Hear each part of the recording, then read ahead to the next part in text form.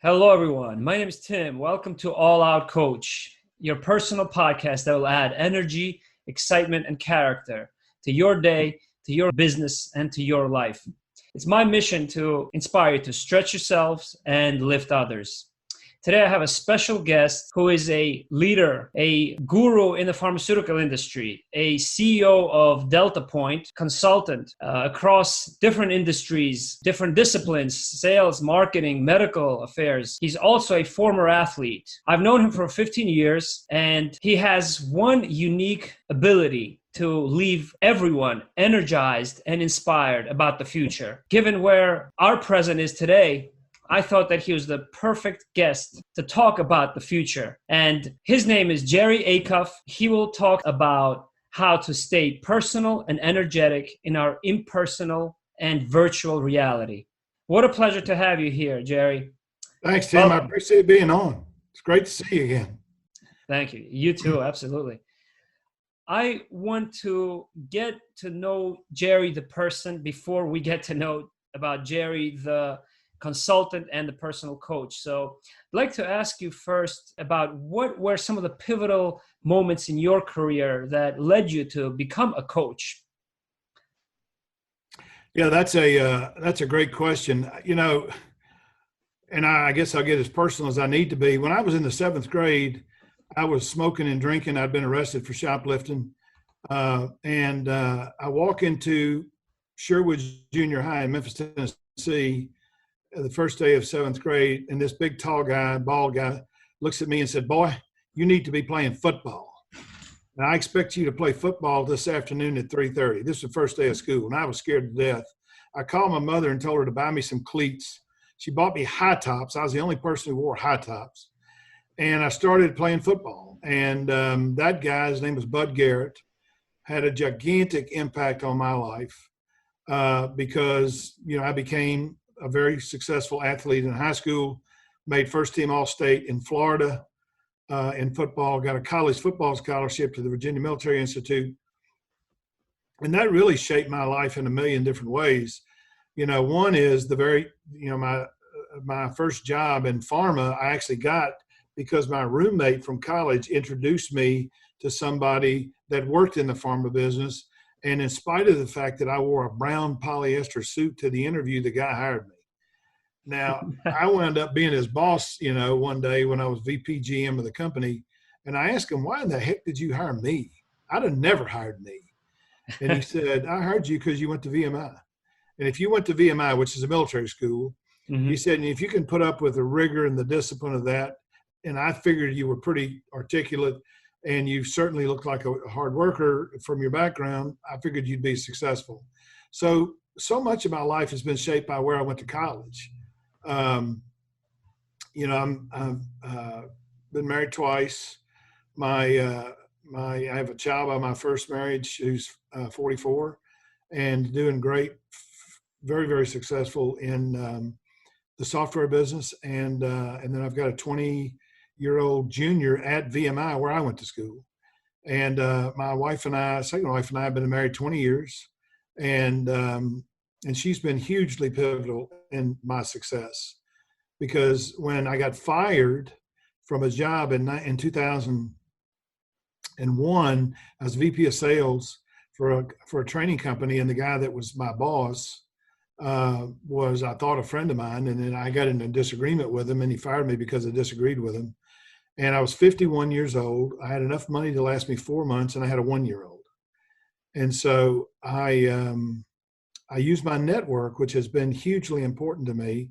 And I wound up getting my first gig at AstraZeneca and started this consulting company, which was 19 years ago. And it was just my wife and I. And I would do, she'd write the proposals, she'd create the presentations, and I would go and do the work. And of course, now, we have, I think, 15 employees. We've done business with 17 of the top 100 companies in the world. I wound up as the vice president and general manager of that pharmaceutical company, just starting from a rep with a degree in English, which I guess qualifies you to run a drug company. And then, started this business, and we've been in business 19 years. Then done business with 17 of the top 100, companies in the world. I've written 4 best-selling books, 3 of them on relationship building and 1 on sales excellence. And, I've been to the White House to talk about healthcare reform. I mean, I've lived a very blessed life, but all of it related to the fact that, I was an athlete who got an education which my parents could not afford. And then the network that ultimately came out of that spawned me getting not only the job in pharma, but getting my first job as a consultant. Now, the other thing that's interesting about my consulting career, I can trace. We've probably done $90 million in consulting in the last 19 years. If I had to, just add them all up, I can trace 70% of that to 2 people. 2 relationships. Yes. Wow. But you see, what happens is they've introduced me to somebody else who's introduced me to somebody else who's introduced. So if I did like a genealogy tree, right, it's amazing how much impact these 2 people had. One of them used to work for me, and he was in my sales operations group. And the other one, actually, I hired as a rep who wound up as the president of AstraZeneca in China. And he was the first person to hire me, when I started the business. So my life has been charmed by the fact that I understood at a very early age that relationships mattered and that you should treat everybody like they're important, because they are. That's why all this social injustice bothers me a lot, because, the truth is we've got, multiple camps of people who are far too intolerant, far too closed-minded. And my belief is you treat everybody like they're important because they are, and it doesn't matter I don't care what they believe. I don't care what they do, as long as they're not, a violent criminal. I'm going to treat them like they're the president of a company. Yeah. So that's basically me. I've got, like I said, 2 children. I got a wife that's, been my rock. I mean, when I first started this business, this is a funny story. Now, my wife is, she's very healthy oriented, and she's very frugal. But not ridiculously cheap. She just, wise with money, which is one of the reasons why she's our chief financial officer. Yep. But when I did my very first project, I think I charged the client $75,000. The next project came in, was identical. She said, "Why are you charging $75,000?" And so I gave her my reasoning. She said, "Why don't you charge 90?" I said, "They're not going to pay 90. She said, "Well, if they don't, then you can go back to 75. And so I did 90, and nobody said anything. And then the next one came in, she said, "Let's try 120. And then the next one came in, she said, "Let's do 150. And 150 is where we ended up. Now, none of that I'd have had enough sense to do. Right. So my wife has been, critical in my business, and has been a huge asset, to me. And she's great at giving advice, and she likes to do that. But, she's been a huge part of my success. But I will tell you, I tell people all the time, my company is successful because of the people that work there, not because of me. I mean, I got the thing started, but when you bring on people in your company, which I have, and you treat them like family and you love them, then they fall in love with you and what you're doing. They believe in what you're doing. And by the way, I would say 90% of our employees were former clients. So they know what we do, and they like what we do, and they want to do what we do. But when you bring people like that, they just made my company so much better. And, I'm smart enough to know that I have my limits. I have a president of the company, a guy named Matt Murphy. Mm-hmm. And when I decided to step down as president 2 years ago, Matt was the easy choice. And my wife said, "Well, why'd you choose Matt?" And I said, "I'll tell you why." I said, "I've had 100 arguments with Matt, and I've lost 99 times." Now, that tells me he's the person I want running my company. I want somebody who does not think like me. Yeah. And it's been a gigantic blessing to me. So that's sort of me personally, and me. Now, my wife and I are both philanthropic. We donate a scholarship. We donate a scholarship to our college. She donates money to her college. She's very involved in the church. She's on the parish council. And we believe that, that giving doesn't cost, it pays. And so I believe that, one of one of the universal truths is when you give, you get. Yeah. And so we're big believers in giving. I follow coaches, but you are a coach who lives, who walks the talk, who is Right. genuine, who I think stretches others, but also recognizes others as well, and who I think personifies how other people also sometimes push us to stretch ourselves as well. Just like those examples you just talked about, your wife and your colleagues, your CEO. But the other thing that happened to me when I got hired into the pharmaceutical business, the first 14 years I was in, and I worked for the same company for 20 years. I only worked for one company. But the first 14 years that I was in, before I went to the home office, the first 14 years I had 3 supervisors. And all 3 of them were the best coaches in the world.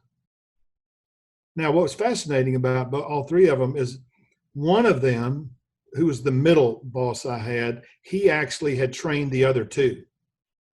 Mm-hmm. And so when somebody asked me who's the greatest leader you ever worked for, while the last one I worked for had the biggest impact on my life, I would say Gene Vesna, mm-hmm.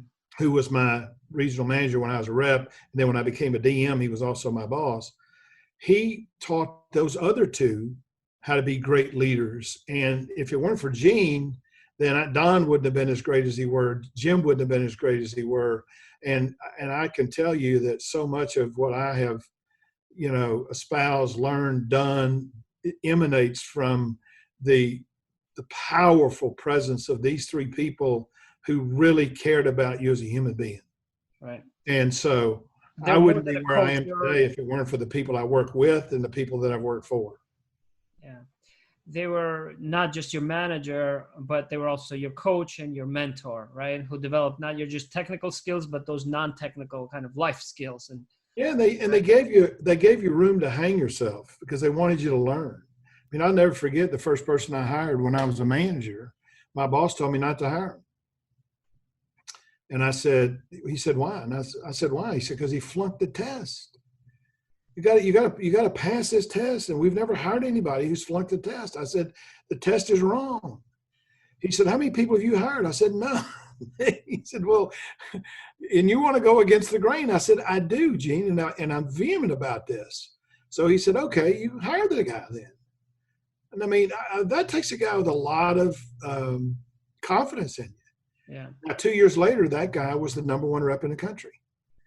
And he's been one of my closest friends since 1981. Yeah. And it's probably the best pharmaceutical person I ever met in my life. But my boss told me not to hire him, but then let me hire him. Right. And the same thing with the second one. The second one I hired after he'd been with me for 6 weeks, my same boss told me, I think you got to fire this guy. And I said, why? And he said, well, he's having trouble with the language. I mean, he can't say Pseudomonas. I said, hell, I can teach him Pseudomonas. I said, let me tell you what I can't teach him. I can't teach him to work 100 hours a week, which is what this guy does. And if I believe in effort, which I do, I bet this guy's going to be wildly successful. 2 years later, he's number 1 in the country. Yeah. So, but my point is the lessons that Gene taught me were believe in your people, give them a chance to make their own mistakes, and try not to influence them if you have confidence in them. And, we hired in our company, we hired a senior level person. And when my, VPs came to me and said, do you want to interview her? And I said, no, if y'all like her, she's fine by me. And I never interviewed her. And this is a senior level executive committee, person. But I said, look, if y'all like her, it'd be stupid for me to interview her. I mean, if you like her, she got to be good. And so, and I will tell you, she's been phenomenal. So I learned that from those three bosses. I learned that those are the kinds of decisions you make. You hire people that are really good and you allow them to use their brain. Yeah. And if you don't allow them to use their brain, you're going to make a huge mistake. Yeah. It sounds like you've got the only brain, you're in trouble. Yeah. Mine's really small. Yeah, it sounds like you've had incredible mentors, and you've been Yes. an incredible mentor to many others, and they're fortunate, including myself, by the way, Jerry. Thank you. Yeah, as your mentee, even as I am a coach as well to others. So, Well, I have my own coaches. I mean, one of them's a 45-year-old ex-CIA agent. You know, and one of them is the president of my company. I mean, I call him and ask him, what do you think we should do? What do you think I should do? How should I handle this? I see him as he says, even though he's, technically I'm his boss, I see him as my partner and my coach. I think everybody needs a coach, everybody. And I think for everybody in life who wants to be successful, they can find somebody that'll help them. But you got to ask them, because they're not going to say, I bet old Tim wants a coach. The only way you're ever going to find a coach is to ask somebody. And if you ask somebody and they don't do it, then you learn they're probably a jerk, which means you didn't really want them anyway. Or they'll say yes and they'll help you. Yeah. And I just believe, if you want to get, you got to ask. As I reflect about the things that I've learned, right, about work, about life, a lot of it has to do with the kinds of mentors I've had and the time when they actually told me some of those pearls. Yes. Would you say that the pace of our career development, our personal development also depends on the mentors that we have? Oh, well, first place, if you read The Inner Game of Selling by Ron Willingham, or you read The People Principle by Ron Willingham, and you grasp his concept of the 3 dimensions of human performance, which he basically created as a result of working with Maxwell Maltz, who wrote Psycho-Cybernetics. What you'll uncover is that the key to all growth and development is, number one, self-awareness. Most of us don't have great self-awareness because we don't have people sharing with us views that we can't see. And so my belief is that the catalyst for significant growth and development is almost always a good coach. I'll give you an example. When I was 37, my life's dream, they got to understand, I came from a family where my parents were married 9 times. My dad was bankrupt 3 times. And my stepfather pulled a gun on me twice. I grew up in a very broken family, and we didn't have a lot of money. Mm-hmm. And so my life's dream at 37 was to be a regional manager for a pharmaceutical company. And I figured, hey, if I could make that by the time I'm 40 and then do that the rest of my life, I'd have it made. Well, when I was 37, I got the opportunity to interview for a regional manager's job. And there was only 2 candidates, me and my last boss. And either he would be working for me or I would be working for him. And so anyway, he gets the job, not me. Mm-hmm. Now, it's the best thing that ever happened to me, because the day he got the job, Tim, he calls me. He lived in Tampa, still does. His name is Don Cutcliffe. Had as big an influence on my life as anybody. And he comes to me and he tells me this. He said, Jerry, you should have got this job, not me. He said, you're far more qualified to do this than I am, but they didn't give it to you. They gave it to me, and I ain't giving it back. He said, but let me tell you this job is not big enough for you. You need to be running our company. And I promise you tonight, I will not stop advocating on your behalf until you're running our company. And 5 years later, I was running the company. But you see what he did, Tim? He changed my view of me. Right. See, my view of me was I'm a regional manager. Yep. That's my self-image. Yep. What he forced me to think about was, could I actually go to New Jersey, compete with these people, and wound up in a significant role, which I did. And I wound up as vice president, general manager of a $650 million pharmaceutical company. None of that happens without him. And so the answer to your question is, if you want to experience exponential or significant growth and development, you got to get a great mentor who sees in you what you do not see in yourself. Yeah. There are times when you think back and you say to yourself, I wish I had a mentor at that time. I could have seen myself from a different perspective. On All Out Coach, Jerry, I have a video where I talk about why all of us need coaches, and in fact, multiple coaches, maybe 2 or 3 different coaches, because of how diversified our world is becoming. Yes. Skills I need to get a coach to explain to me my 20-year-old. Whatever generation he is, I don't understand it.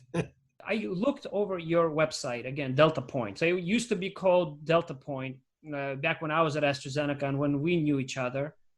And I'll just mention to the listeners that it's just rich and dense with success stories, similar to the ones you just shared. success stories, as well as practical tips, references, books, where you help marketing teams to launch products, a lot of corporations. Well, I want to ask you, what are some of the most trending problems that you're asked recently to resolve from these large companies? Well, they fall into three different categories. Number one, a lot of companies ask us to help them take a brand and grow share. Now, it's either because they're getting a new competitor, or they think that they're leaving, market share on the table and haven't figured out internally how to do it. And we've done 178 of those in the 19 years that we've been involved. We did 20 of them at Merck. Mm-hmm. I think we did 17 of them at AstraZeneca. And so we get hired to help them figure out, how do you sell more of this stuff? And so we spend lots of time, lots of effort, lots of energy trying to understand the product, the therapeutic category, et cetera.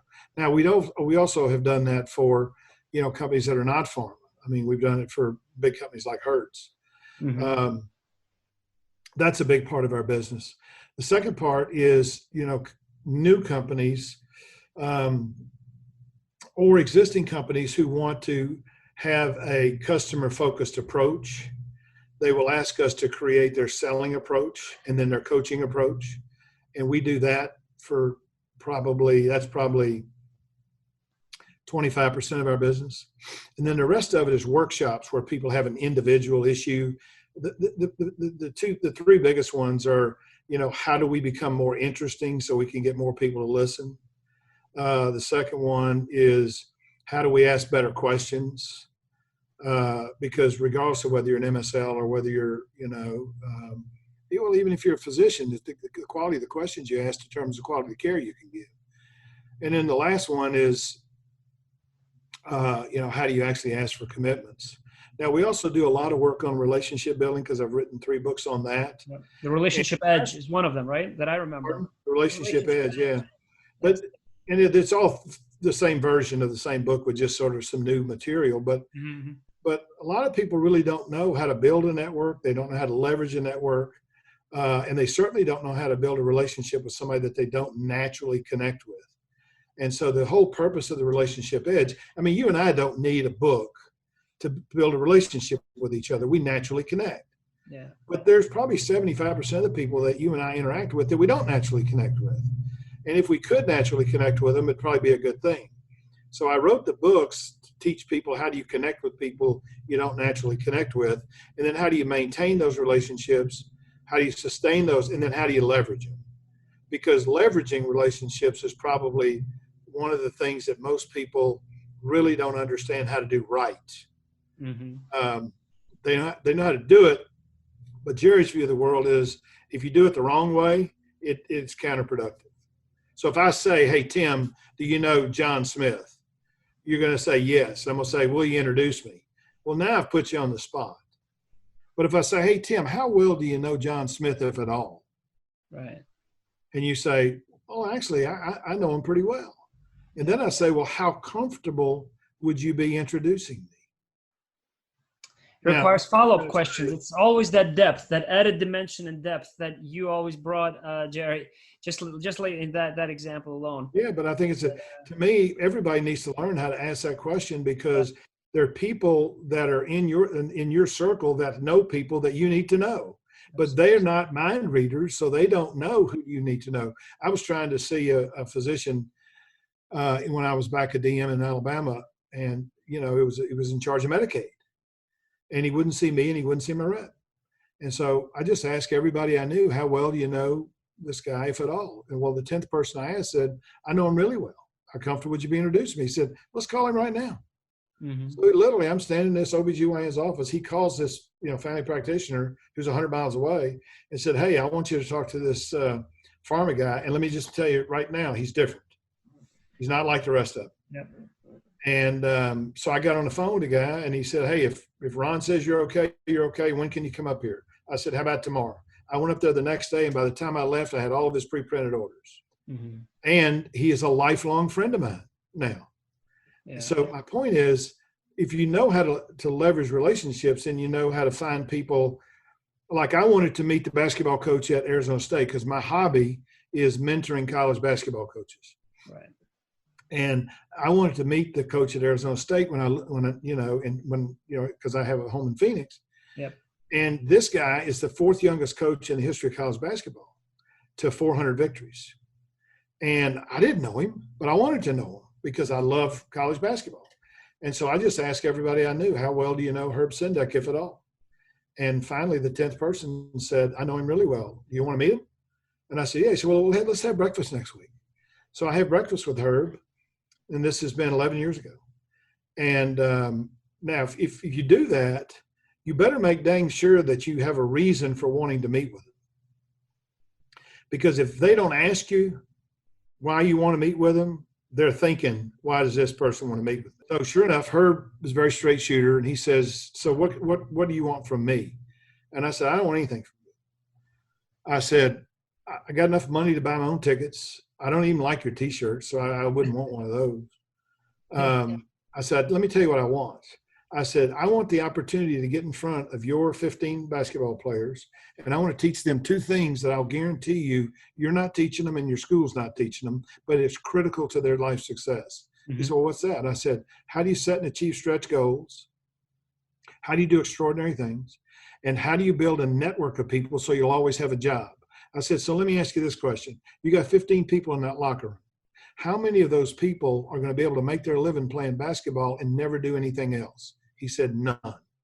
I said, so every single one of them sooner or later are going to need a job.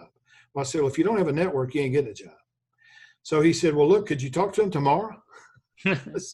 Yeah, I could. Now, what I love about this story, because Herb is a close friend of mine, if you go on jerryacuff.com, there's actually a 1:09 video of Herb talking about our relationship and how much he values our relationship. And what I try and get people to understand is that if you know how to do this, you can take someone who you have no relationship with to someone you have a really valuable relationship with if your intent is good and you can add value to them. You know, the biggest thing that we encounter is companies are too product focused. Mm-hmm. Or they're too sales focused. They're not customer focused. I'm a big believer that you have to think like the customer. And, you know, I always say to sell Jane Brown what Jane Brown buys, you have to see the world through Jane Brown's eyes. Yep. And, you know, it's one of the reasons why one of my most valuable, colleagues is a physician. And so when I'm creating sales language for clients, he edits 100% of them. Why? Because he's a doctor. And if I say, patients with metastatic breast cancer, if I say the metastatic breast cancer patient, he'll change it to the patient with metastatic breast cancer. Right. Because that's how the physicians talk. And so, he's one of the most valuable resources I have, but it's because I understand that the only way I'm going to get through to people is to think like they do. Now, the other thing that I've learned is that the vast majority of people in our industry, and whether it's sales or marketing, they don't ask very good questions. They don't ask the kind of thought-provoking questions that gets the customer to see that maybe there's a fit for our product that they haven't thought of before. Mm-hmm. And so, and if you read, there's only two great books in that I've read about questions. One's called Questions That Sell by a guy named Paul Cherry. He's a friend of mine, and I'm actually, in version 2, I'm actually on the back cover of that book. Okay. And I don't endorse it because I'm on the back cover. I endorse it because when I read it, the first book, I said, this is fabulous. And then the other one is Spin Selling. Problem with both of those books, and Paul would acknowledge this, they don't teach you how to create your own question. Mm-hmm. They give you lots of examples of situations and questions you could ask. Mm-hmm. What we teach people is how do you actually sit in a Panera Bread or Starbucks and create a question for whoever you're going to call on, whether that's me calling on a senior executive in a pharma company, or whether that's a sales rep calling on a doctor, or whether that's, somebody from Hertz out calling on a body shop trying to get their business. Yeah. How do you actually create the question so that the person wants to answer and answer truthfully? And there's a dearth of that. in our industry. And then the other problem, I think, is that a lot of the senior, and I probably get shot for saying this, but it's true. A lot of the senior salespeople are disconnected from the customer. And so they have this belief that we'd sell more if we challenge the customer. Mm-hmm. Now, I got to tell you, you take the average pharmaceutical sales force, I'd be betting that certainly half or more to have a liberal arts degree like I do. Now, if you think I, with a bachelor's degree in English and a 2.18 GPA, is going to go challenge a physician, you're out of your mind. Because I'm way smarter than that. Now, can I challenge their thinking by asking good questions? The answer to that is you damn right I can. Can I get them to extend what they're thinking by asking something as simple as say more about that? Can you educate me a little bit more on that last point that you brought up? Yeah. But most people, they just come in and try and ram the stuff down your throat. And this is, we're the greatest. And, if I were a customer, I get tired of you telling me how great you were. I mean, I tell my clients, especially in competitive markets, the worst thing you can do is knock your competition. Yeah. What you have to do is to say, look, both of these products are great. The question is, if the products are similar, but they're not the same, then the question becomes, what are the differences and when do they matter? And I think another thing that we see, and this would be the only thing I would add to it, is some companies are great at paying attention to culture, and some of our clients are not. And so if you have a very sort of, dictatorial, hierarchical culture, it's not going to be nearly successful if you create a family environment. And I can tell you, there's a half a dozen great companies, really great companies that create great culture. And the culture, what the culture does is that, number one, it frees people to be themselves. The second thing it does is it attracts good people. We got clients who have lousy cultures. And, and now if I encounter somebody with a bad culture, then I try and tell them, you got a culture issue. And so if you're trying to get me to be the answer to your problems, I got to tell you, I'm only part of the answer. You got to deal with the culture, because culture has too much negativity in it. Malt said in his book, Psycho-Cybernetics, that the most negative energy you can apply towards the attainment of a goal is the pressure you put on yourself to achieve the goal. And so if you're putting pressure on people, all you're doing is creating negative energy. And far too many companies do that.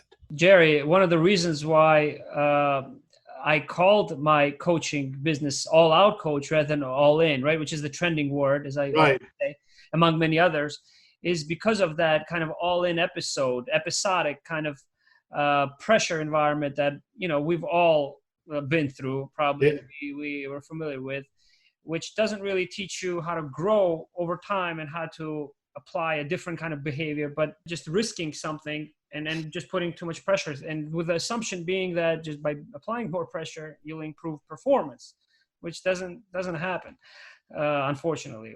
And as your experience shows, what I gathered from some of your responses that what's missing from our leadership today, whether it be in the pharmaceutical industry or others, is our customer centricity, right? Being just more personal in our approaches, asking the right questions, and also our competitive edge, our vision of what that competition looks like, our culture and competition. Your remarks about the questions and how important they are reminded me also of a recent forum that I attended called the Leadership Business Forum in Lincoln Center in New York City. Yeah. Huge theater, as you know, right? And Hal Gregerson, who was the director of the MIT Innovation Center, was the speaker. And he was promoting his new book, The Questions Are the Answer. But what struck me about that whole dynamic that he created very quickly and very successfully was that he asked everyone in this room, right, in this theater, about 2,000 people, to partner up with their neighbor in the next seat and just tell each other, take turns and tell each other about a problem that they're facing. have the other person listen for a minute and then just write down questions without any answers. Just write down question after question, like just set of questions, and then present those questions to the person. And then they took turns. And I found it like it was extremely interactive, and he was able to just connect such a large group of people in such a huge room. Right. So so question, and I'm using that actually, Jerry, in some of my coaching with my private clients as well, with people who I mentor. The terrific idea, because, too often, especially, people in the persuasion business, they ask a question, and as soon as the customer answers, they want to respond. Yeah. When they really haven't identified what did the person mean by what they said. Mm-hmm. Usually you got to dig to really find out what's at the sort of bottom of this issue. And that's why this exercise, I think, was so powerful, because, you can make an instantaneous diagnosis and be wrong about 95% of the time. But if you dig deeper and try and find out, okay, what else is really going on here? Mm-hmm. But one of the things that's fascinating is that I think the studies show that we start losing our curiosity at a very early age. Children are curious as heck. Mama, what's this? Mama, what's that? Daddy, what's this? Daddy, what's that? By the time you're a teen, you lost your curiosity. The truth is, if you're going to be a great leader, you need to re-energize your curiosity. Try and understand, exactly why people do what they do, because there's a reason why they do what they do. And if you really understand that reason, then you got a better shot at trying to deal with it, or understanding that you can't deal with it. Yeah. What would you say the current generation of leaders is doing better, or what could they learn from previous generations of leaders? Well, first place, the current generation of leaders, I think, certainly are much more technologically savvy than we are. And I think that gives them an edge. I think they think differently than we do, because, technology has been such an important part of their life. I think that, it's like everything else, your strength is also often your Achilles heel. And so, what comes with that is an over-reliance on technology, when in reality, there's nothing probably more powerful than a live interaction like we're having. I think they're more social conscious than we were, and not to say that we weren't, but I think it's a because of, I think, all of the changes in the demographics of our society, that they're more socially conscious. And I think that's a good thing. I think another thing is that I think they're really smart. They're really smart. You got more college educated kids in the younger generation than you do in our generation. And so you got a bunch of really smart people, and I think they are intellectually motivated to learn more, and they are not opposed to learning from people with significantly different ages and more experience than them, which I find very compelling. The younger people that I've hired, who have reached leadership position. One of the people that mentors me is a guy who's an expert in culture. His name is Jay Duran. Mm-hmm. And he's way too smart for me. I listen to him and I say, okay, I'm probably getting about 15% of this stuff because Jay is so dang smart. Mm-hmm. But he's also a person who is dying to learn from people with more experience than him. And so I think that there's gigantic hope for America, because I do believe that if you take a lot of really smart people who have a significant degree of curiosity and a desire to learn, which I think the vast majority of people who ascend to leadership in this newer generation do, I think what it will create is probably the most successful economy that this country has ever seen over the next 5 or 10 years. Assuming that they're not, and sort of messed up by the government, which they have a tendency to do that from time to time. But this is a group of people who will figure out ways to marry technology with good ideas. Now, it'll create problems too, because the acceleration of the change that these people envision will make things that might have been, obsolescent in 10 years, they'll be obsolescent in 3. Mm-hmm. And so, and you're already seeing that. Yeah. The pace is just. I mean, for me, it's an incredibly encouraging thing when I meet these young people that are the new, generation of leaders. And when I meet them, they are, and I go, I teach at a college twice a year. Last year, I taught also at the Batten School of Leadership at the University of Virginia. And I like teaching in schools that I couldn't get into. And I could never have gotten into UVA. And I've taught at Dartmouth. Couldn't have gotten in there either. But I am incredibly energized by the people that I'm surrounded by. They're people with incredible achievement drive, incredible energy. They're not afraid to question. They're not afraid to challenge, but they're eager to learn. And so I think they're probably freer than we were, because we all grew up in this sort of military-like hierarchical society where, you did what you were told. Do you think, though, that they're a little bit impatient, more impatient than previous generations? Oh, absolutely. Yeah. I mean, because I think fast food started that. Now if you can't get it in 13 seconds, I mean, at the internet, my God, the internet's slow. It's taking me 14 seconds to get, Google to download, a search. Oh, there's no question it makes them impatient.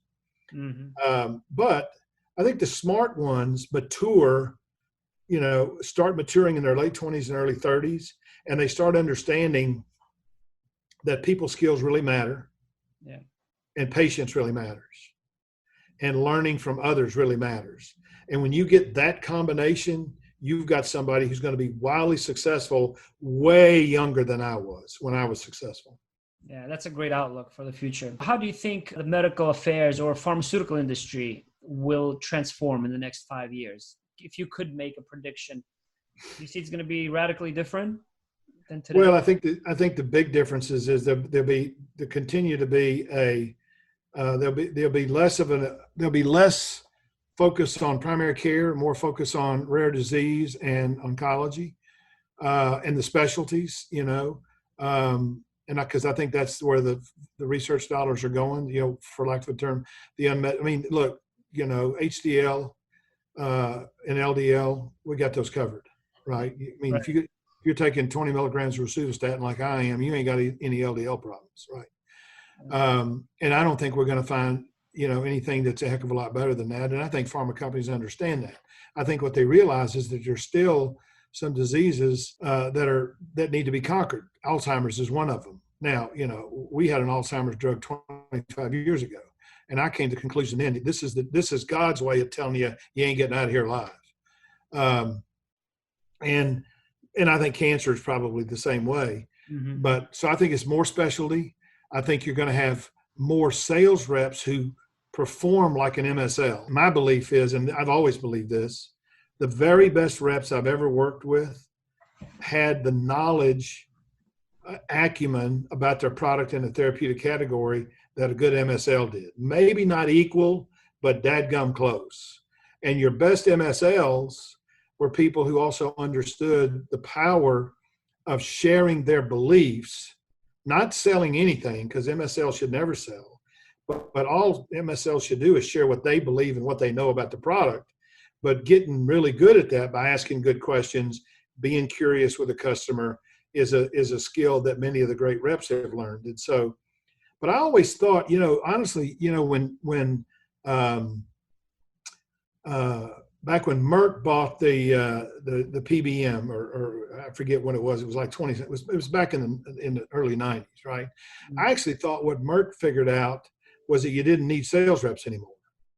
That what you could do is you could put a whole bunch of MSLs in a building and have them contact your customers, and your customers would find that more compelling.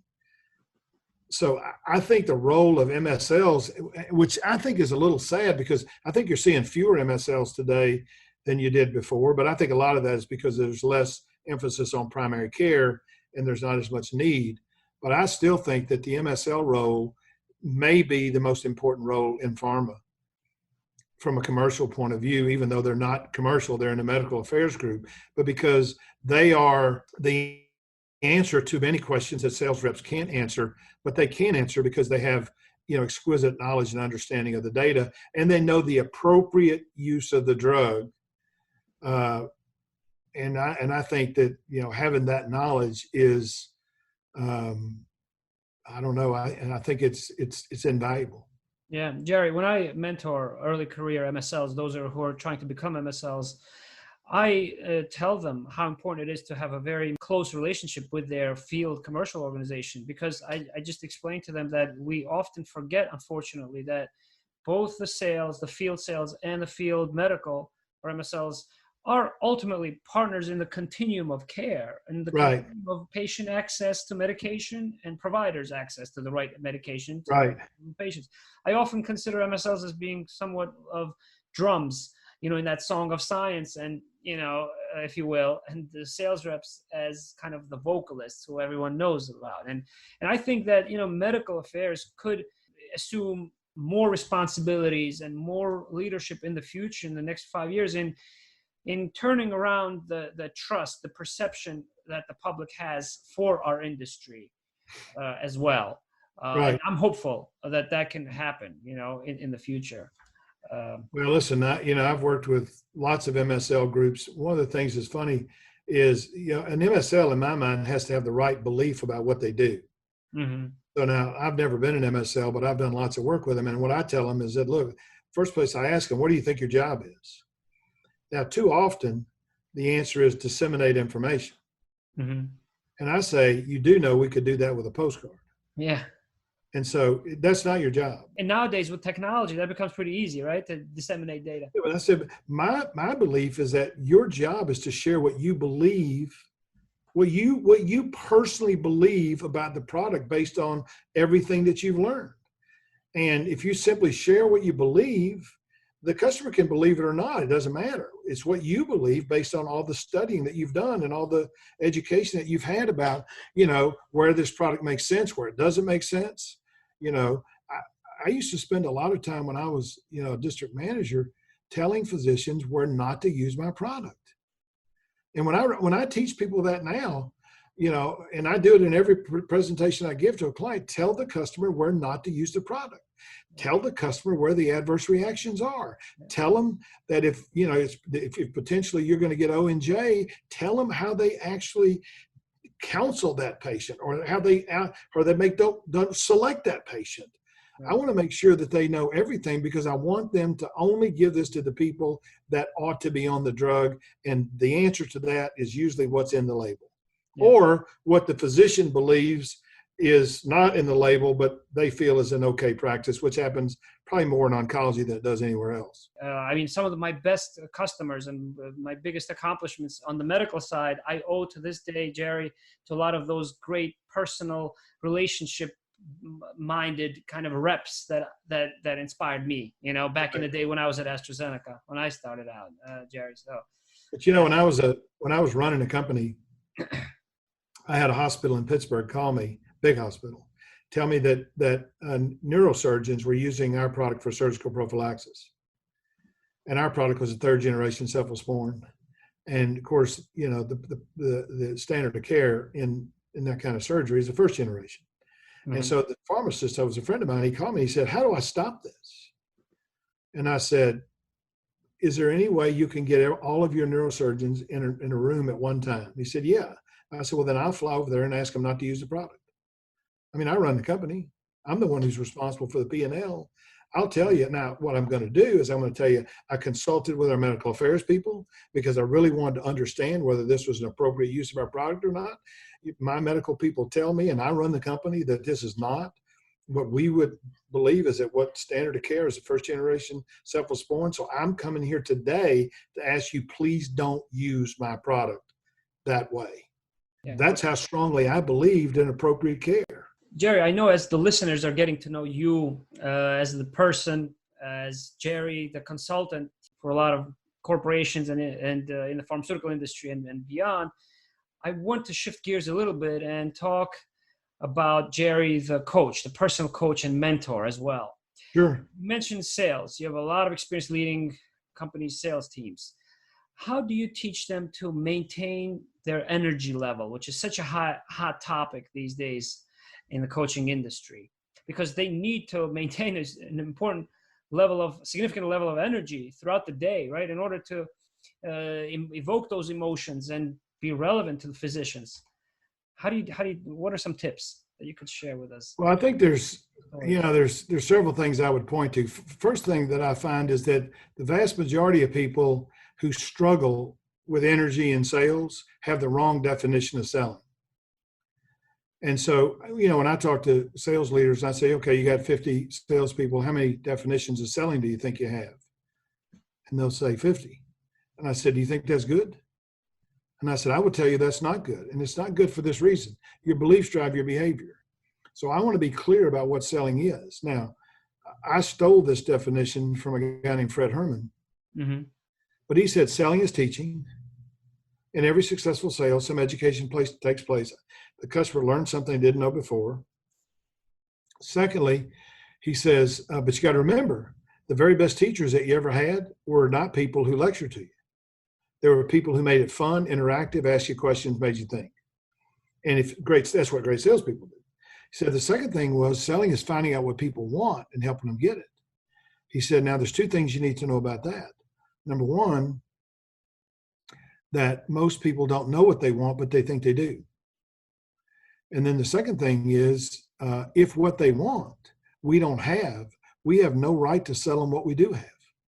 Mm-hmm. So that's why I went to Pittsburgh, because I had no right to sell them that.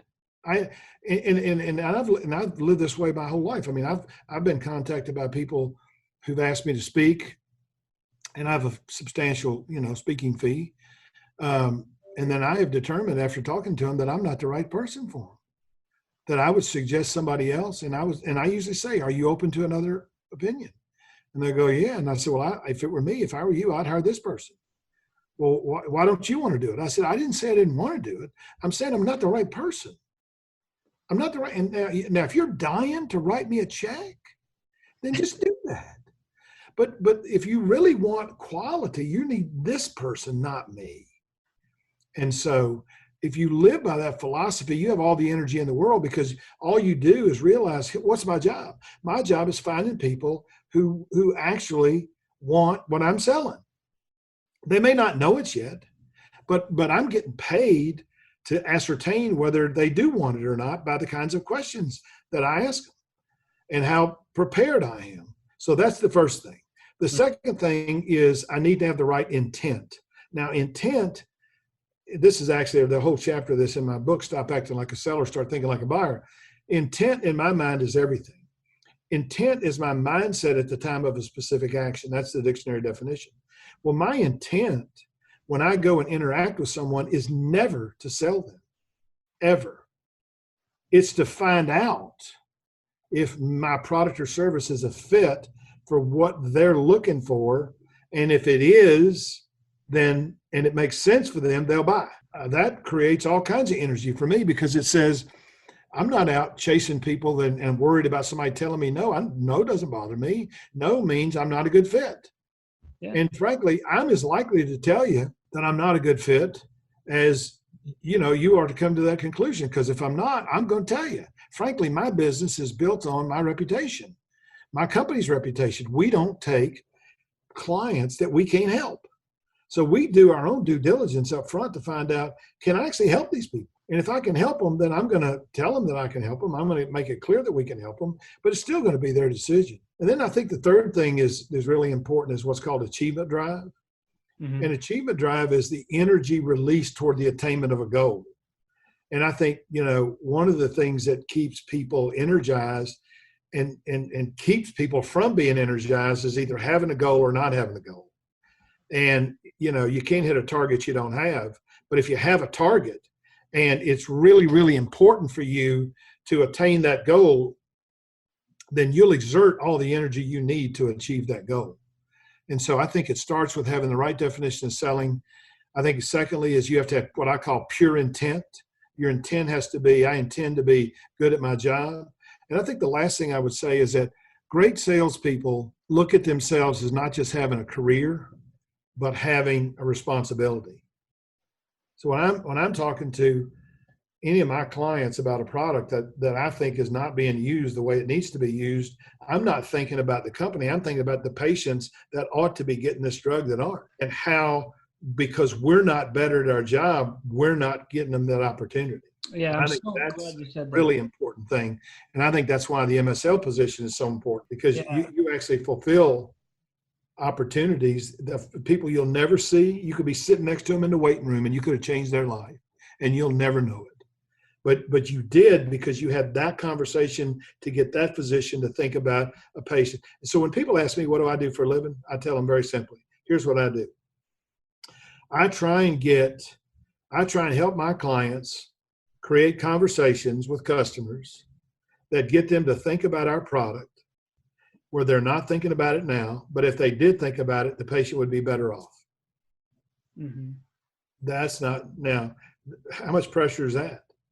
So one of the things I write about in my book is the less you care about the sale, the more you sell. Yeah. I don't care about the sale.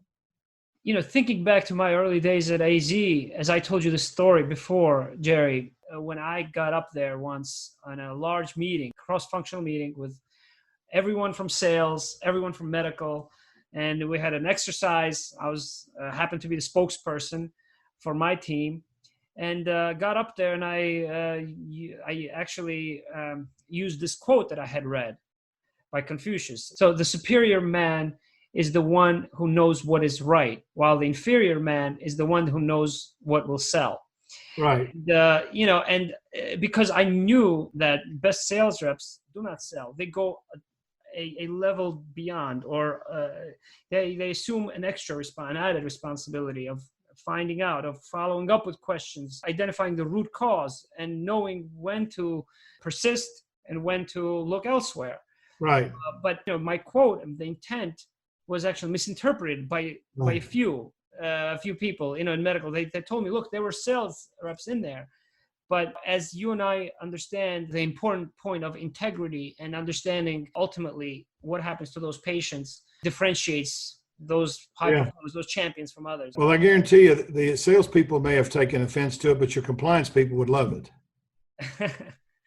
Yeah, actually, nobody, believe it or not, Jerry, the sales reps did not take offense to it, as far as from what I heard, it was from some people in medical, but it may have been someone else. Well, maybe they're a little sensitive about their role, but I believe they're all in the same. We're all in this together to try and get the patient whatever is the best therapy for the patient. And if it's our product, great. And if it's not our product, I wouldn't use it. Persuasion. You talked a little bit about energy and those kind of situations where sales reps have to persuade. I know you have you write a lot, you coach a lot about this. What are some tips that you can just preview for us in terms of persuading people, particularly today in the COVID environment in which most of the interactions are virtual? Well, I think,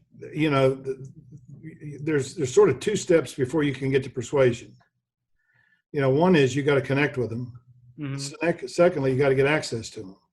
And there's actually some tips that we give our clients about how do you do that, right? The first thing is in times of adversity, which we certainly, would characterize this as a time of adversity, you have to demonstrate that you care. And so the first thing that you should say to anybody that you talk to is, how are you and your loved ones doing? Yeah. That's a very simple thing to say, but they could tell you that one of their good friends died yesterday. Right. In which case you probably ought to say, I think I should call back. Right. The second thing you need to do is to be respectful of their time and actually ask them how much time do they feel they can commit to this interaction with you today. Most people aren't doing that. Most people are saying, hey, I'd like to talk to, Dr. So-and-so, or I'd like to talk to, nurse practitioner Bill or Jill or whatever. We teach people that you dramatically increase your likelihood that someone will connect with you if you give them the opportunity to say no. You give them the opportunity to say, now's not a good time, could you call back here? So I think part of being persuasive is you got to have access. Now, to me, persuasion is a function of, can I get you to listen? Can I get you to think differently than you're thinking now? Mm-hmm. And if I can get you to listen and think differently, then can I get you to act differently? Yep. And if all three of those things happen, then I would say I persuaded you. Now, the problem is there's only two ways that I have found that you actually can get somebody to want to listen to you. One is you have a relationship with them. So if you call me, I'm going to call you back. I'm going to call you back because we have a relationship. And so I don't need you to be compelling. I don't need you to be interesting. I don't need you to be funny. I don't need you to say something that engenders curiosity. I just need you to call and say, hey, Jerry, it's Tim. Right. and Dialogue. Right. You got my attention, right? Yeah. Now, if you don't have a relationship with somebody, then you need to use the concepts of mystery, surprise, and curiosity to get people interested. And this is one of the things that's wrong with emails. I mean, I spent this weekend working on a client's emails and just making, so for example, one of the examples that they had was, let's schedule an appointment. I said, now think about that in a subject line. Is that going to compel you to want to talk to me? Let's schedule an appointment. Right. Now, if I say, hey, love to get on your calendar for 3 or 4 minutes to discuss something others in your profession have found valuable, I got a way better likelihood of getting you to say yes to that. So I said, number one, if you're going to be persuasive, you got to be interesting and you got to be relevant. So it can't just be interesting, it's got to be relevant. Right. And then you got to ask questions to engender thinking, because if I can't get you to think differently, I'll never get you to act differently. Now, one of the problems that most people have that are trying to persuade is they're trying to use a message or a pitch to persuade, when in reality, what you need to persuade people usually is a conversation. Yeah. And a conversation looks like two people talking, mm-hmm. one person talking, one person listening, really listening, one person trying to capture the essence of what this person is saying and making the connection between what you're saying and what our product, might offer. And then the third thing is, if I can get you to think differently and get you to say, hey, that makes sense to me, your logic makes sense now based on, and I'll give you a simple example. So I was working on a product years ago from Roche, and it was an oral cancer drug for breast cancer. And so I called a friend of mine who was a Mayo Clinic trained oncologist, and I asked him, I said, Doc, let me ask you a question. I said, tell me what you think about this product. It's called Xeloda. And he said, well, it's just oral 5-FU. Now, 5-FU, as most people know that anything about oncology knows, it's an IV drug that you give to lots of people with cancer. It's the first-line therapy, right? Mm-hmm. And so when he said that, I said this. I said, well, what if that weren't the case? And he said, well, you mean it didn't? And I said, well, look, why don't you let me tell you what I've learned about it, and then you tell me whether you still feel that way. So I told him. And when I finished, he said, well, that's not oral 5-FU at all. That's way better than IV 5-FU. So I got him to think differently by simply, A, finding out what he thought, and then B, giving him that there's other ways to look at this. So, and let me tell you some of the things I found about physicians in my 46 years in this business. I don't find that many that have a closed mind. I don't find that many that believe they have found the secret to every single disease, every single therapy at all. I think all of them are curious as they can be, looking for another edge, another opportunity. And then if you can actually share that with them and then ask them to sort of give it a fair trial, then you've probably been persuasive. But you got to get them to listen. You got to get them to think differently. You got to get them to act differently. But to get them to think differently, you got to ask questions. You got to listen. You got to paraphrase to make sure you understand what they meant by what they said. You got to extend the conversation by saying things like, say more about that. And if you do those things, you can be far more persuasive. Yeah.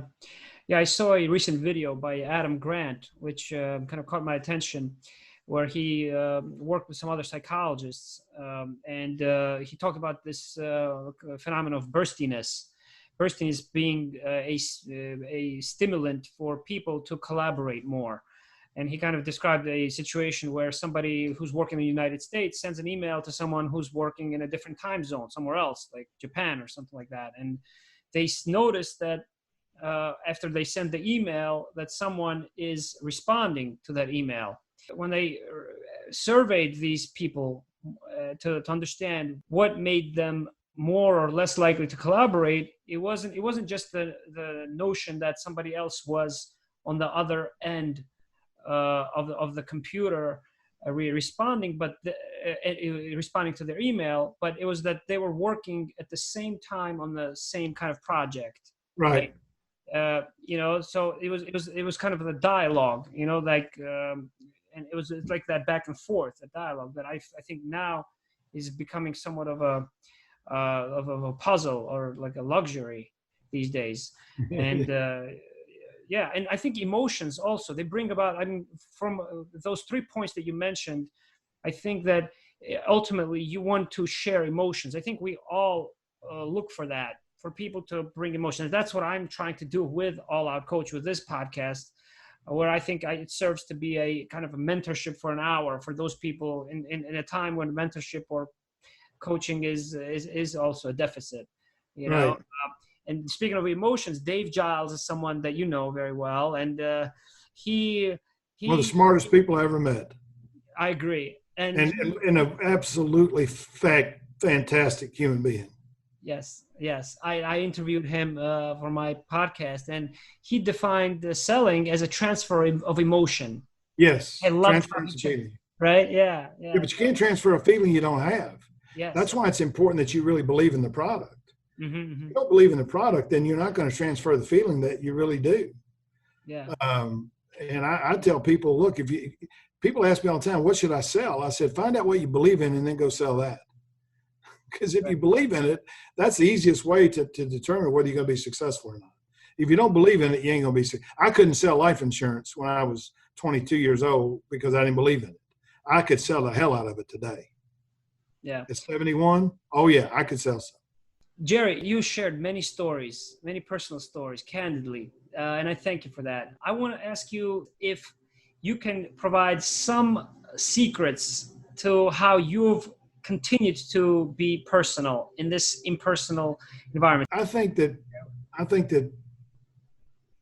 I've always been fascinated by people, and I'm an introvert by nature, by the way. Mm-hmm. I test on that scale. Actually, I'm called an ambivert because I'm sort of right on the cusp of introvert and extrovert. But I'm fascinated by people. I was raised in large part by an African American woman, dramatically different than me, but I was always fascinated by her. She was one of the funniest people I ever met in my life. She'd also whip my butt if I didn't do right. Later on in life, the last 9 years of her life, I actually, sent her money every month until she died, and I paid for her funeral because she was like my mother. But I was always fascinated with the people that were different than me. Mm-hmm. And I realized early on that, and I grew up in Memphis, which is not exactly the, capital of racial equality. Hicksworth King got shot, but I was raised there. But, I was always raised to believe that everybody was equal. I actually was taught that by my parents. And and so I always had this fascination with what makes people different. I'm always trying to understand what makes people successful. And so I think it's just it's a love of people. Now, I'm not the greatest socializer in the world, because when I go to parties, I'm far more likely to listen than I am to talk, because I know people ain't interested in me. They're more interested in themselves, and that's not a selfish thing. It's just how we're wired. Yeah. But I think the key is you got to really learn about people. And if I'm a millennial and I have this love for technology, I would try and figure out how do I transfer some of that love to people. Because I also believe, one of the things I tell my coaches, I actually had this conversation yesterday with the chief commercial officer at a company that we're doing work for, that I think their culture is problematic. And I actually told him that. And he gave me one of the highest compliments he could ever give me. He said, the thing, I've never had a consultant talk this honestly to me. And I said, well, why would I not I said, first place, you're paying me to tell you the truth. Right. That's the first thing. But I said, the reality is you got to love your people. Yeah. Now, one of the things that's important about that is you have to love people for what they are, not for what you wish they were. Yep. And now if you're their coach or you're their mentor, your job is to take them from where they are to where they are capable of becoming. And if you focus as that as your goal and not on, okay, I'm stuck with these people. I never saw it that way. I hired the 8 years I was a manager, I hired 20 people. I only hired one person with farm experience. And if I had to force rank those 20 people, he would probably finish number 18. I hired a fourth grade math teacher, had been a math teacher for 10 years. I hired a woman who'd been a housewife for 10 years. And all of these people were in the top 8% of the company within 2 years, because I understood that it wasn't who they were. It was what were their values. Yeah. And if they had the right values, if they had the right work ethic, if they had the right integrity, that's all I really needed. So I just fascinated with people and understand, if you understand the 3 dimensions of human performance too, Tim, one of the things you understand is that every human being on the planet is a function of all of the experiences they've had, both negative and positive, both real and imagined. So if you understand that very simple concept, what you understand is that's why we're all different. We're all different because we've all had, my brother, who's a year younger than me, had way different experiences in life than I did. And that's why he's who he is. My sister, who's a year older, had way different experiences than I did. Now, we have a tendency to think that because we all lived in the same house for 20 years that we had the same experiences. We didn't. And so they're different. And so what I believe is that if you understand the 3 dimensions of human performance, it makes it easy for you to understand people who think way differently than you. It doesn't mean that you have to agree with them, but you ought to understand them. And I think the biggest problem in America today is we have an intolerance for understanding. Jerry, those comments that Chief Commercial Officer gave you, I think I shared those wholeheartedly and completely sincerely in terms of you speaking the truth. That's how I remember you. That's what makes you memorable for me, Jerry. And that's why this is an honor to have you share your personal stories here with everyone and with me once again. And that's one of the, I think, type of personalities that I gravitate towards and who I interview for All Out Coach. I think what they all share. As I reflect, I don't only interview those people who are in the pharmaceutical industry. There are many people who, when I was starting out this All Out Coach, they told me, look, your network is the MSLs, medical affairs. Well, I owe a lot of my success, any success that I've had or any relationships that I have, not just to my profession and my background, but also how I perceive the world and my universe as well. So that's why, I've had Michelin-rated chefs that I've interviewed, those who have been superintendents of the entire state of Kentucky, in the educational system. Right. So I think what always struck me about you was your ability to integrate all those different aspects of life into work, into business. Your remarks there just make me think of also some of my background when I was in pharmacy school. I had graduated from Tulane University in the South, right, in New Orleans, with a bachelor's in biology. Then went to pharmacy school, Xavier College of Pharmacy, which was a majority African-American school, Catholic school, where I was one of the minorities there. This College of Pharmacy had a revamped and a strong curriculum amongst all the colleges of pharmacy across the country. The kinds of relationships that I developed there made me think of some of the best accomplishment in my life. It goes back to those years. My classmates who actually who asked me to be the president of the class, even though I didn't look like them, right? But they felt like I was one of them.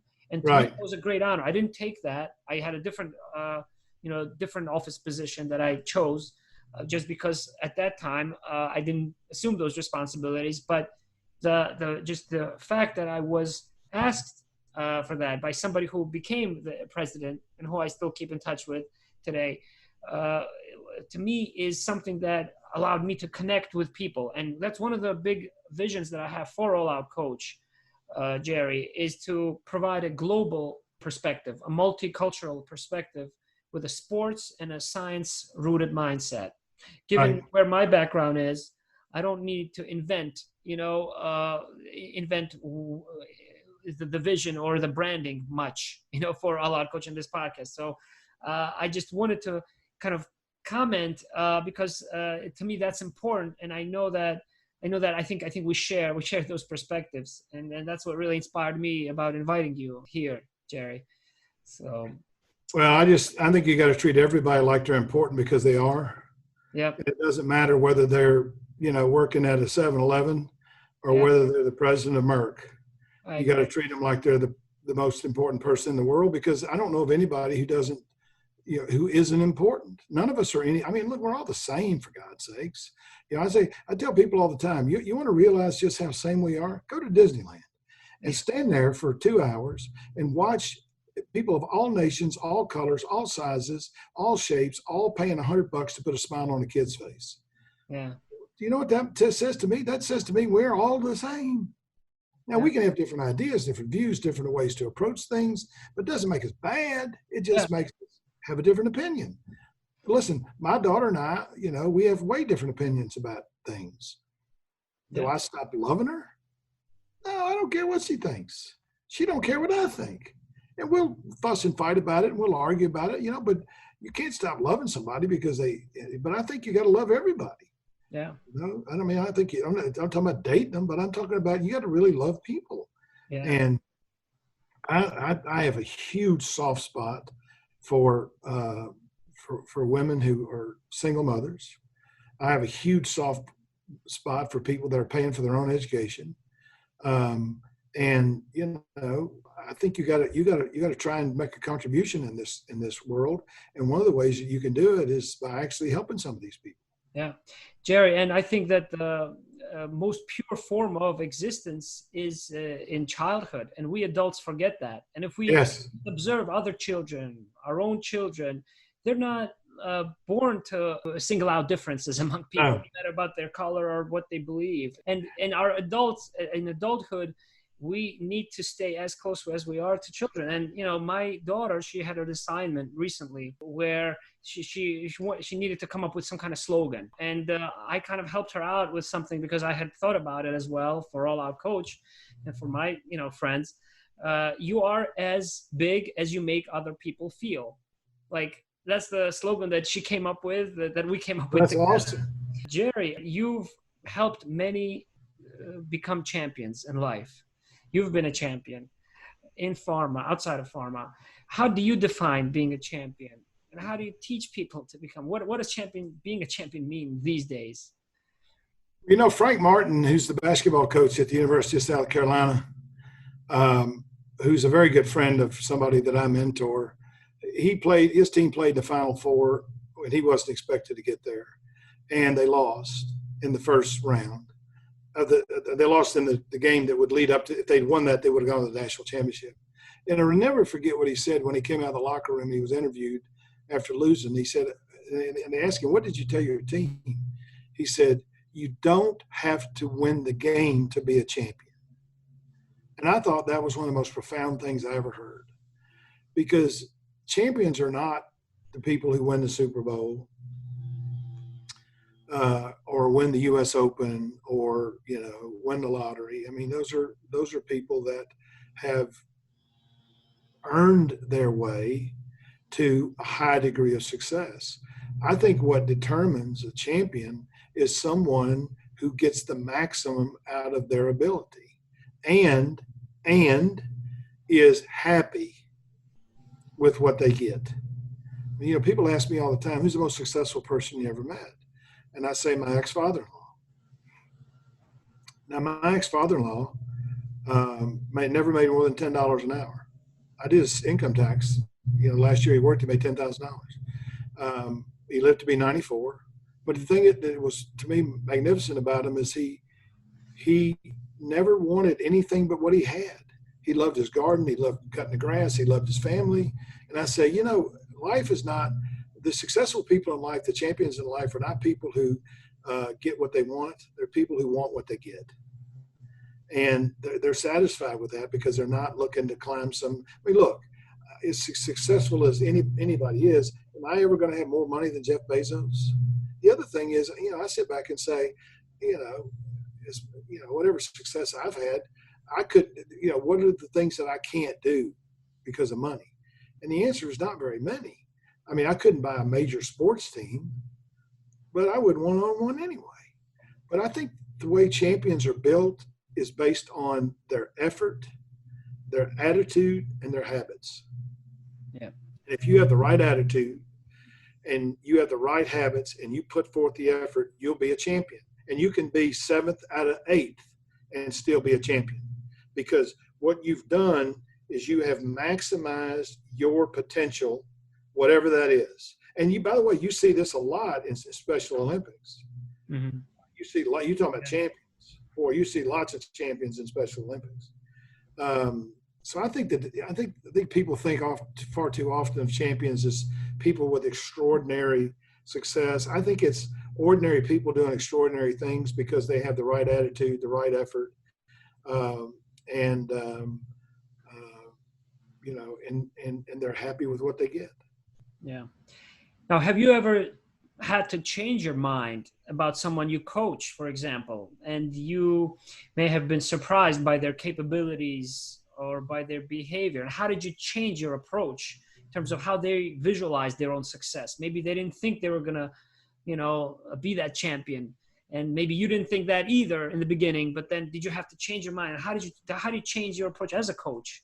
It's only happened to me once. Yeah. And I had the number 1 sales rep in the country, and he left, become a manager. And so I hired him. And when I hired him, I made the decision that his replacement would never be as good as him. Uh-huh. I made that decision. And after 2 years, he wasn't. And one day I remember sitting down and saying, what's his problem? And I realized his problem was me. He will never exceed my expectations. Mm-hmm. Never. So I had to change my expectations. I had to communicate to him that he had way more potential than I had earlier realized, and that my expectation was that he was going to go from here to here because he had that potential. Yeah. And he did. And he wound up not number 1 in the country, but in the top 50, which was the top 8%. And so none of that would have happened if I hadn't changed my view of how I saw him. Yeah, it's an incredibly important point for everyone who's listening. Yeah, thank you, Jerry. One last question. What is one message that you have to those who would listen in terms of how they can stay personal and how they can stay energetic in this impersonal reality, and any other message that you may have? I'd love for you to share. Yeah, I mean, I think there's, a couple of things. One is I think you really have to study human behavior. You have to study human behavior and read books like Man's Search for Meaning by Viktor Frankl. It should be required reading for everybody. Read Psycho-Cybernetics by Maxwell Maltz. Read Think and Grow Rich by Napoleon Hill. Read books. Read The Human Side of Enterprise by Douglas McGregor. And really get intimate with read the Change Monster by Jeannie Duck. All of these things will give you insight into who human beings are, and it'll open your mind to why and how people are different and how to interact with them. The second thing is to have an unquenchable thirst for knowledge. I mean, I've read since 1981, 590 business books. I've read one book 93 times. Which one is that? May I ask you, Jerry? Which one is that? Which book? Psycho-Cybernetics. Oh, Psycho. Okay. I still read 25 books a year. Right now I'm reading a book called The Lost Art of Listening. I just finished a terrific book called The Go-Giver, a terrific book. I read 25 books a year. I've already read 585. I do 2 book summaries a week.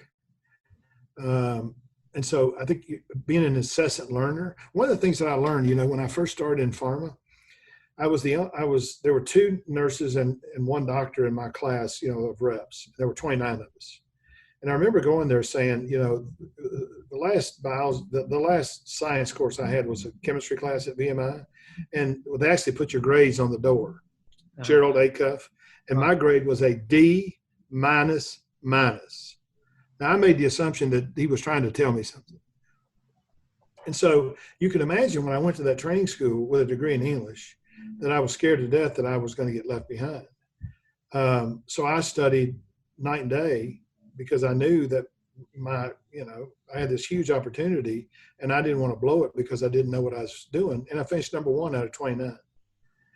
And obviously, 16 years later, I was running the company.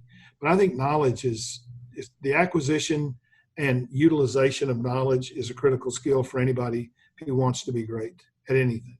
Yeah, thank you, Jerry. I think we need to really take those comments to heart, and we need to find creative ways in which we can find time to read those books. I know I personally I've traditionally been a very slow reader, but I get energized again and inspired by those books, by coaches like yourself. But technology, Tim, has made it so you don't have to read books anymore. Yes. You can read the book summaries, or you can listen to podcasts, or you can, just follow people on Twitter or follow people on LinkedIn. You can get the same quantity of ideas with far less effort because of technology. Yeah. Technology, at first place, I read the book summary before I buy the book. Mm-hmm, mm-hmm. And so if I like the book, and about 10% of the books I actually buy. I see. And so, but I read the book summary first. I'm getting tons of ideas from the book summaries, and the book summaries take 12 minutes. Right. So I can do 2 book summaries a week in 25 minutes. Yeah. What I wanted to suggest, and what I often suggest to others, is to consider MentorBox. MentorBox is a subscription. You're familiar with it, right? No, I have it. I use it once a week. Oh, you too. Me too. Yeah. Me too. Yes. Yes. So MentorBox, great summaries from CEOs of the books. Yeah. For those who don't have time, and I listen to those, and then I follow similar actually. Process. But you're doing the same thing I am. You're using technology to get those ideas. Yes. My thing is, I don't care where you get them. It's a lot easier to get them from technology. Yeah. So it increases our exposure. It doesn't make us smarter, but it increases our exposure in terms of relationships, I think, and the information. So, but it also gives you ideas. Mm-hmm. And the foundation of all success are new ideas. I think you shared so many great insights, Jerry. Thank you so much. I'm, as I mentioned, I'm always refreshed and energized, and I leave inspired after speaking to you, thinking about the future. And I hope those that will listen to this podcast will also think a little bit differently, be empowered, be energetic, be excited about what the future has in store for us. So thank you very much, Jerry. Thanks, Tim. Thanks for having me, bud. Thank you. A pleasure.